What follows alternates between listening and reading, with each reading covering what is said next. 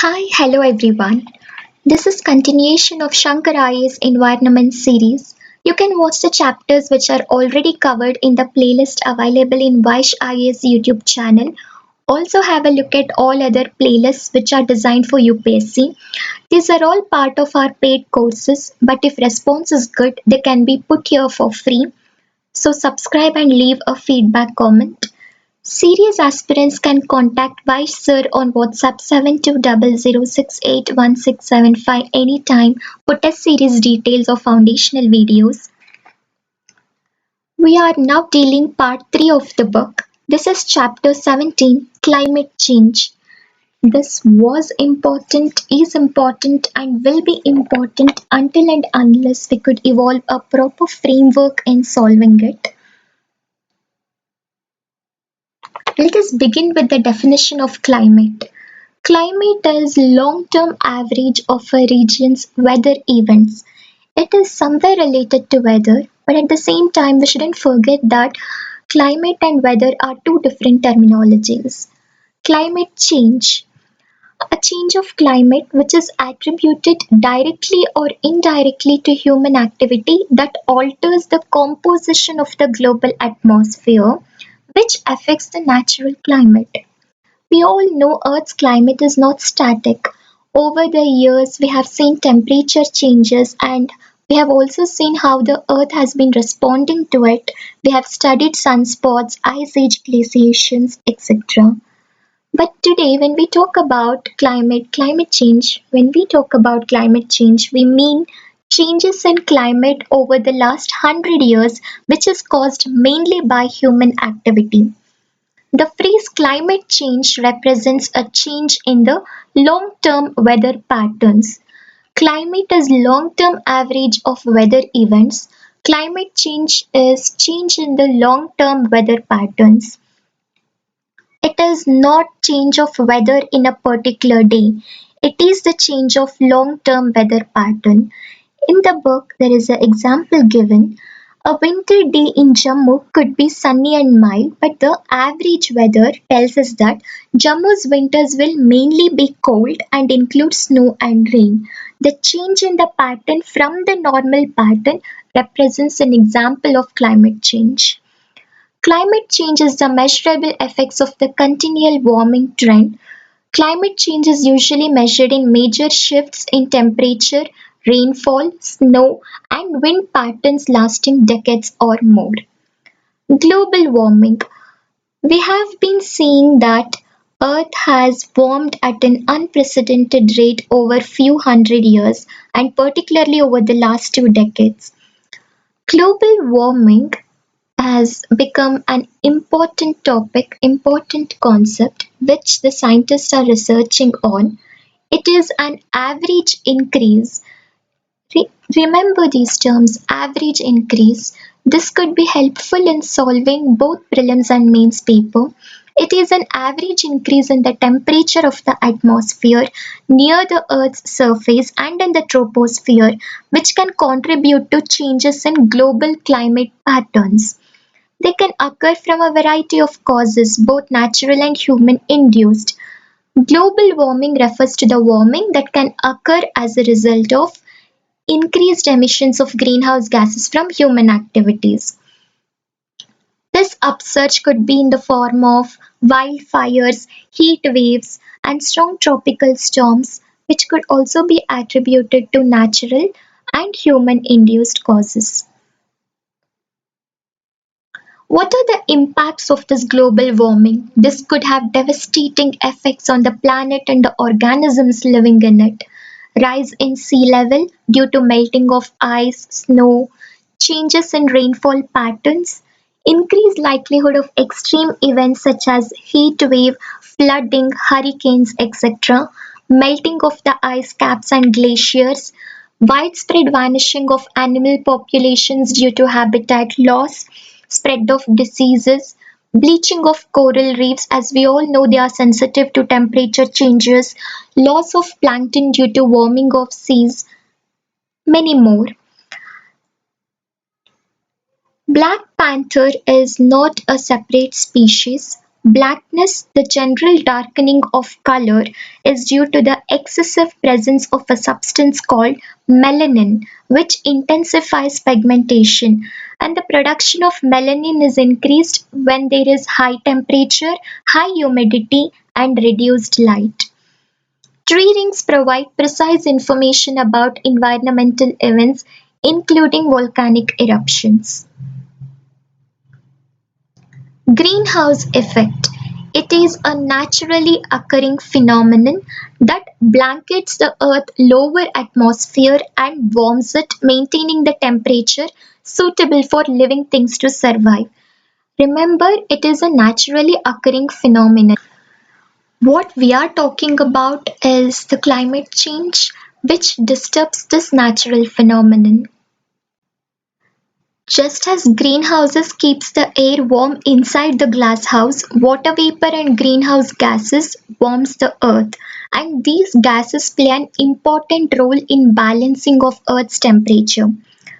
In the absence of these greenhouse gases, average temperature of the earth's surface would fall and the earth would be a frozen lifeless planet. What is greenhouse? Greenhouse or glasshouse is a building made of glass chambers in which plants are grown in cold countries or in cold climate areas. There is increase of temperature inside the greenhouse even when the outside temperature is low. What is the greenhouse effect? Greenhouse effect is very much similar to greenhouse, which are caused by greenhouse gases. They occur naturally in the atmosphere. This process play a very important role in warming the earth's surface. However, human generated greenhouse gas emission upset this natural balance and lead to increased warmth. Incoming energy. Sun emits energy which is transmitted to earth. Because the sun is very hot, energy is emitted in high energy short wavelengths that penetrate the earth's atmosphere. Absorption. About 30% of the sun's energy is reflected directly back into space by the atmosphere, clouds, and surface of the earth, and the rest of the energy is absorbed by the earth. Emission. The earth re-emits energy back into the atmosphere. Because the earth is cooler than the sun, the energy is emitted in the form of infrared radiation at wavelengths longer than the incoming solar energy. When the energy is emitted from the sun, it is in the form of high energy short wavelengths.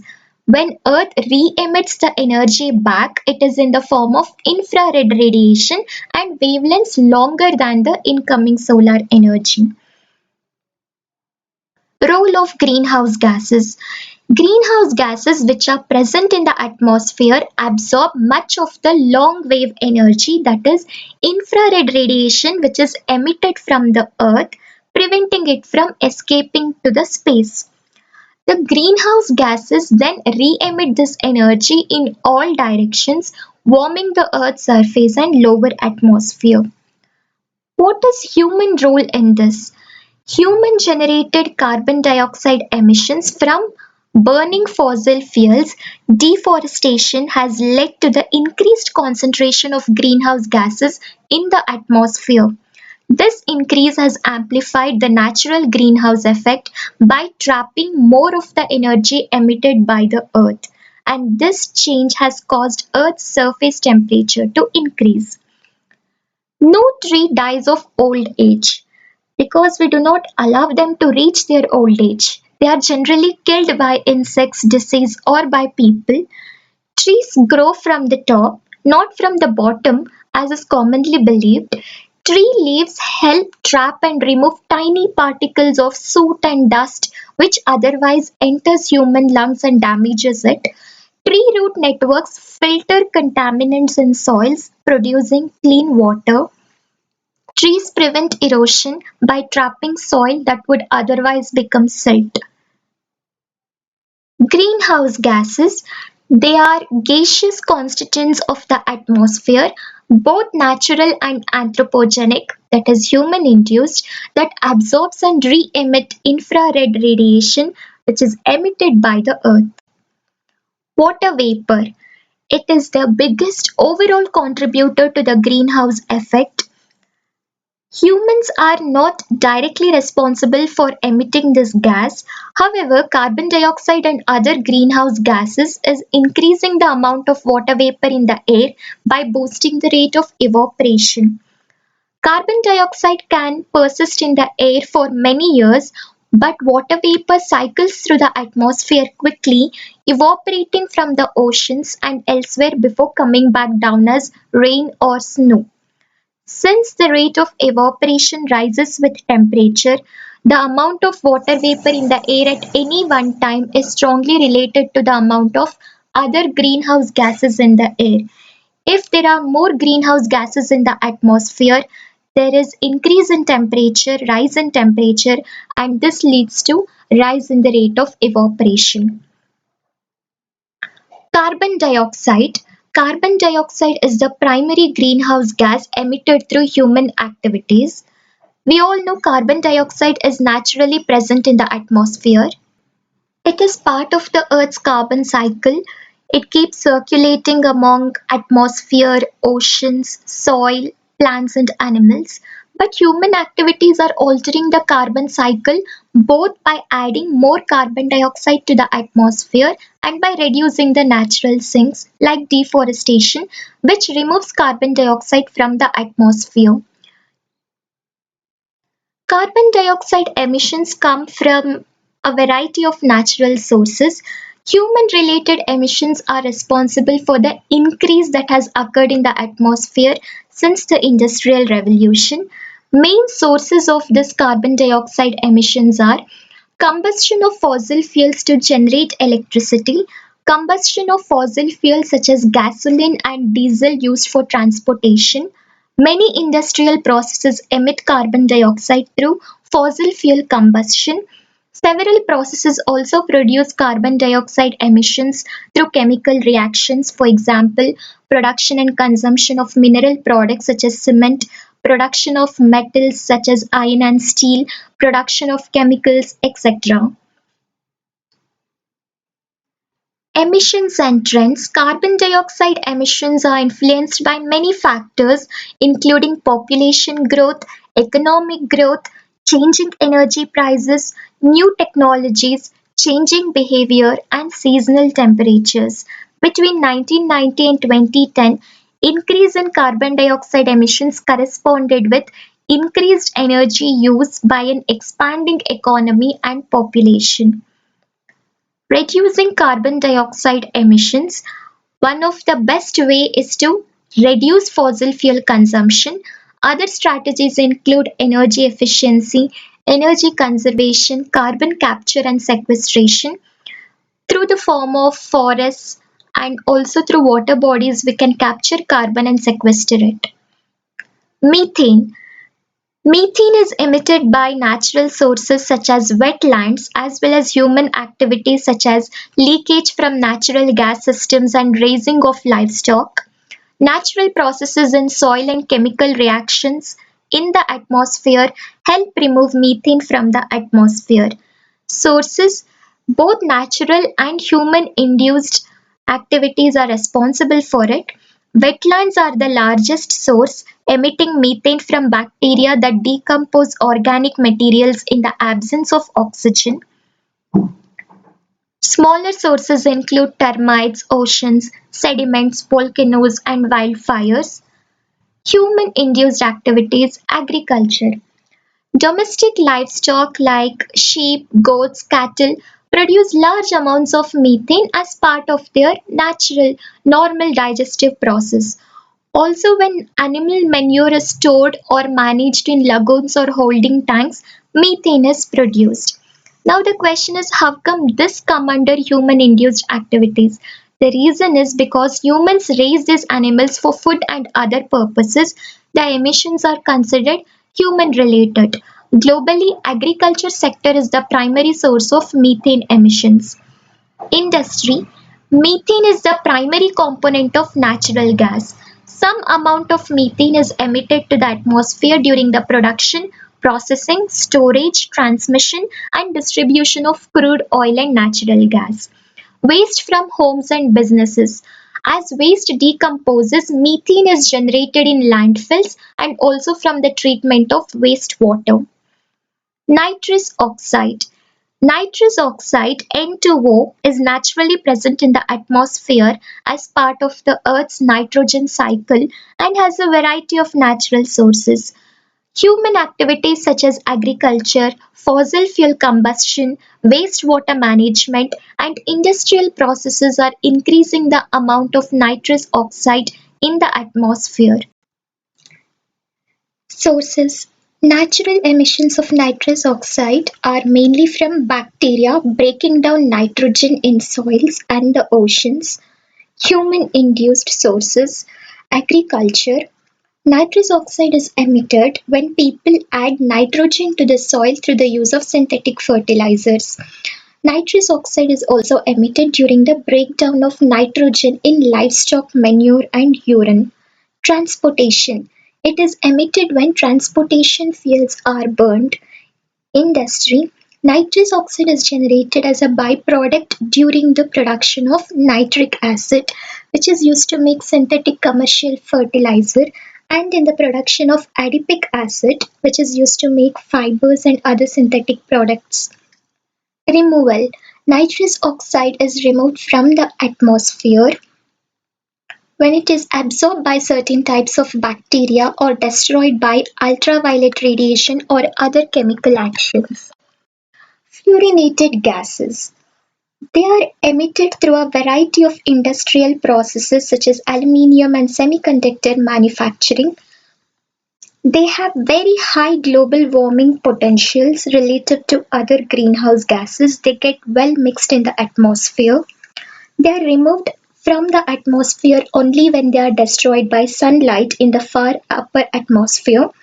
Fluorinated gases are the most potent and they last long in the atmosphere. In fact, they are the longest lasting type of greenhouse gases and they have very high global warming potential.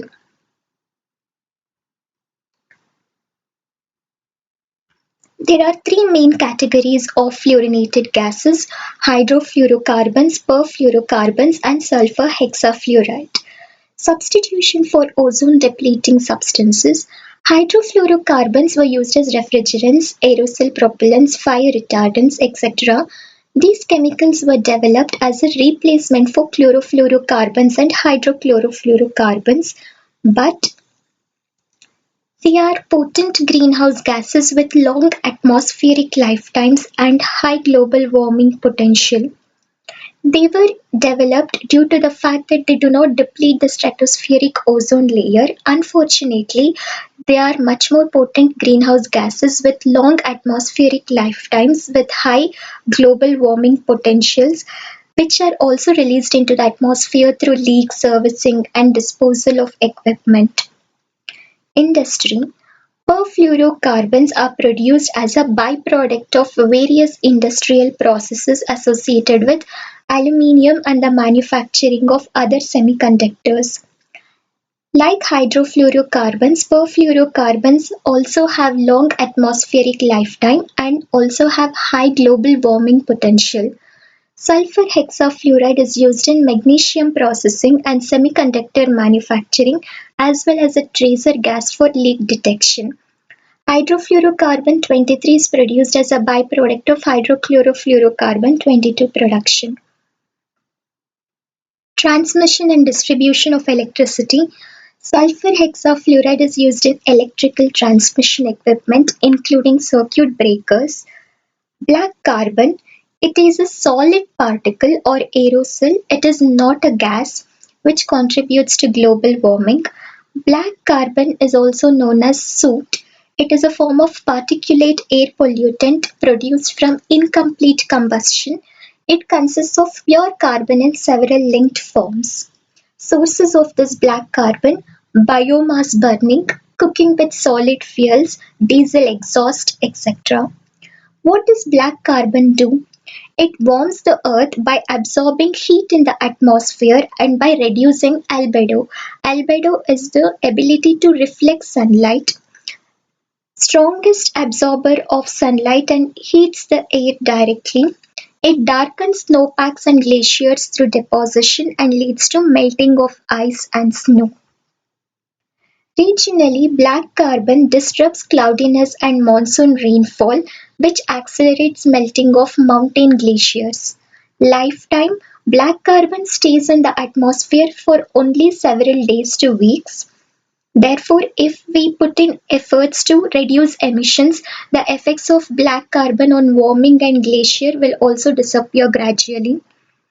How far India contributes to globe? According to some estimate, between 25 and 35% of black carbon in the global atmosphere comes from China and India, emitted from the burning of wood and cow dung in the household cooking and through the use of coal to heat homes.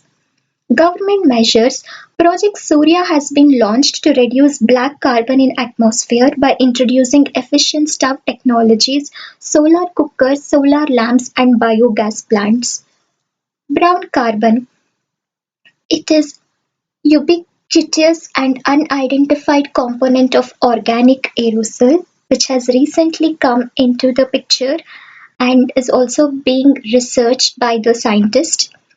It is widespread and it is a very much unidentified component of organic aerosol, light absorbing organic matter other than soot in atmospheric aerosols of various origins, example soil humic like substances, starry materials from combustion, bioaerosols, etc.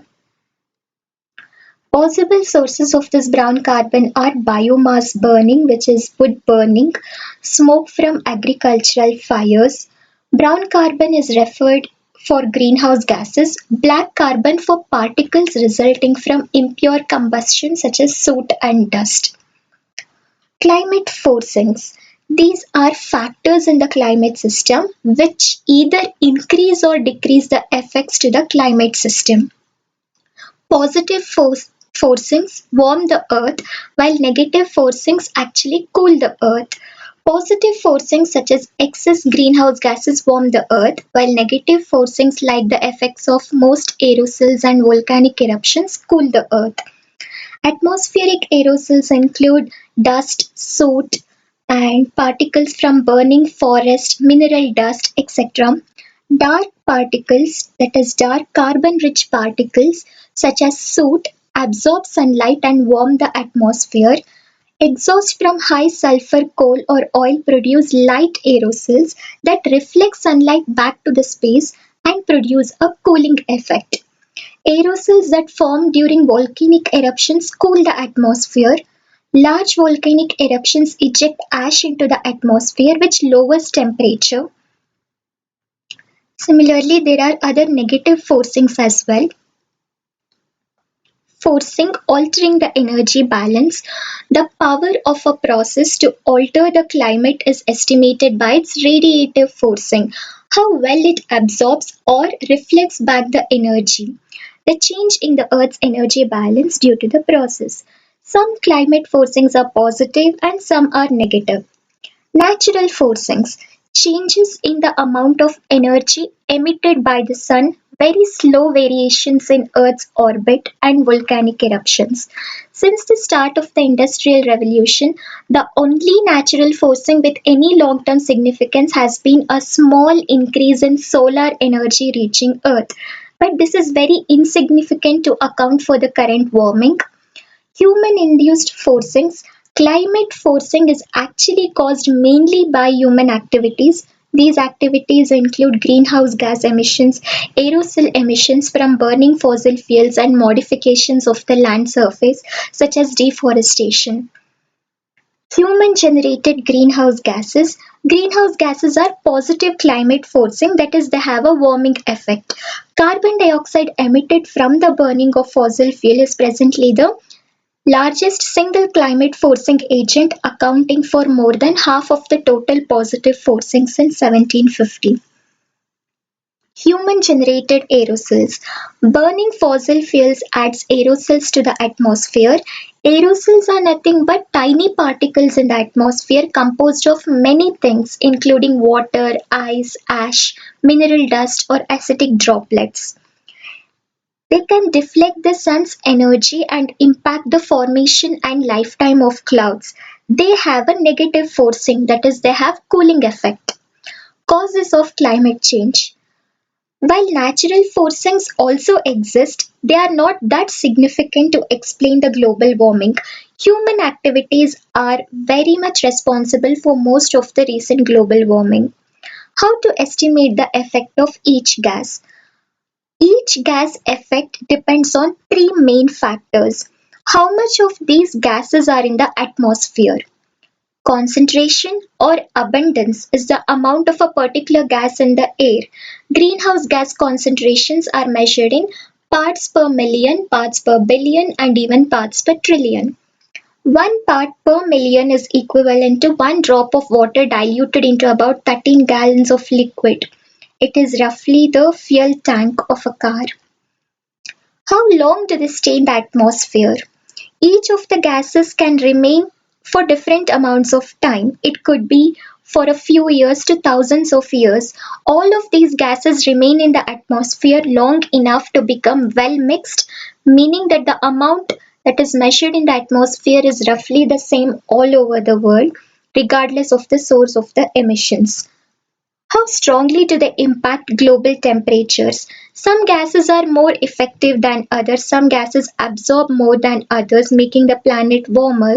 For each greenhouse gases, a global warming potential has been calculated to reflect how long it remains in the atmosphere on average and how strongly it absorbs energy.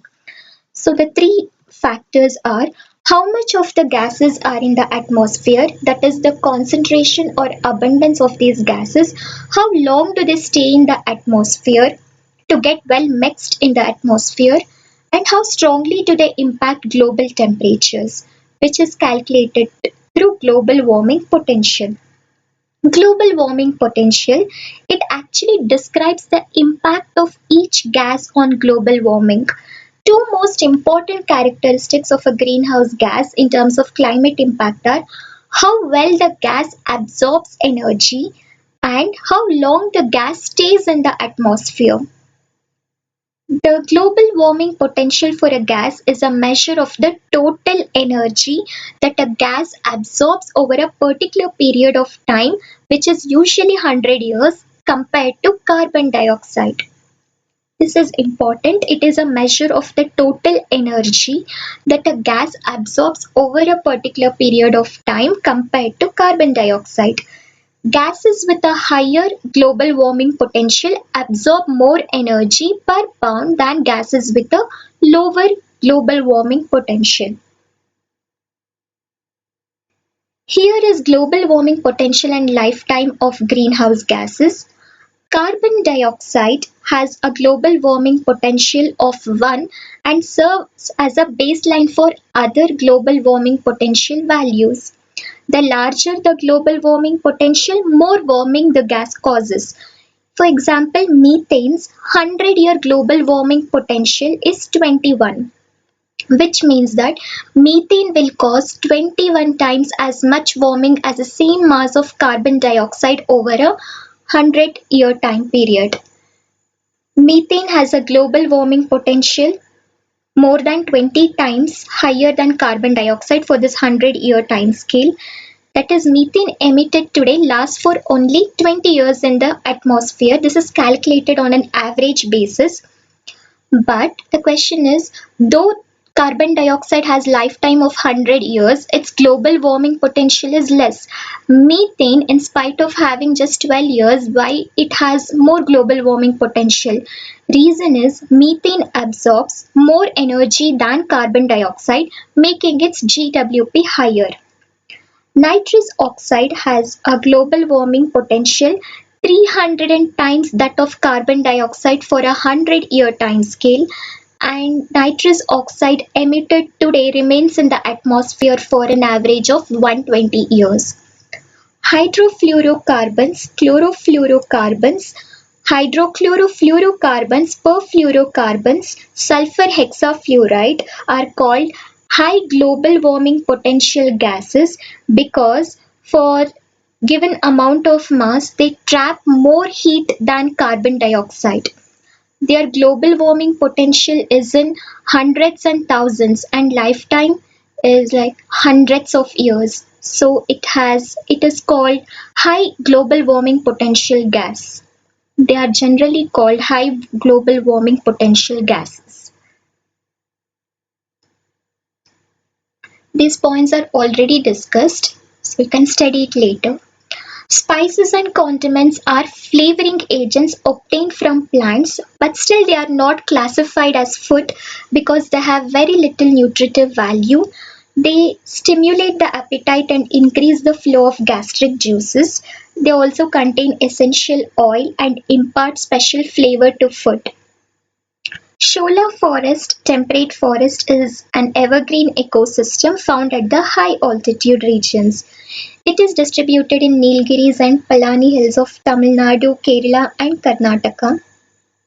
Sholas are found at sites where adjacent slopes converge.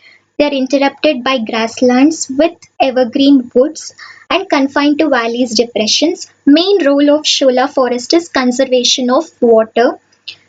It needs well-drained soil and avoid swampy soils. Receding glaciers, a symptom of global climate change. Over years, there were hundreds of glaciers in Glacier National Park, but today we have very few glaciers in the national park, and this is also likely to melt by the year 2030. Similarly, glaciers all across Himalayas and the Alps are retreating and disappearing every year.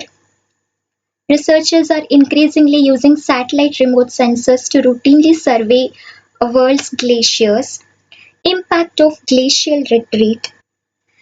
Glacier retreat when the ice melts more quickly than snowfall can accumulate and form new ice.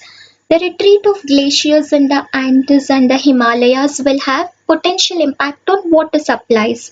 Climate change may cause variations in both temperature and snowfall, causing changes in mass balance of a glacier. Himalayas and other mountain chains of Central Asia support large regions that are glaciated. These glaciers provide critical water supplies to dry countries such as Mongolia, Western China, Pakistan, and Afghanistan. So, the loss of these glaciers would have a significant impact on the ecosystem. The poor and low-lying countries will find it difficult to cope with the damages caused by changing climate and rise in sea level. This could also be a serious threat to national and global economy and the environment. Chain of events. Combustion of fossil fuels, obviously due to human activities, leads to increase of greenhouse gases which cause global warming. This results in climatic changes which leads to melting of glaciers, eventually leading to flooding, rise in sea level, which cause submergence of low-lying coastal lands, ultimately leading to large-scale destruction of ecosystems and extinction of species. This completes this chapter. Hope you loved the session. If yes, like the video and leave a feedback comment. Thank you.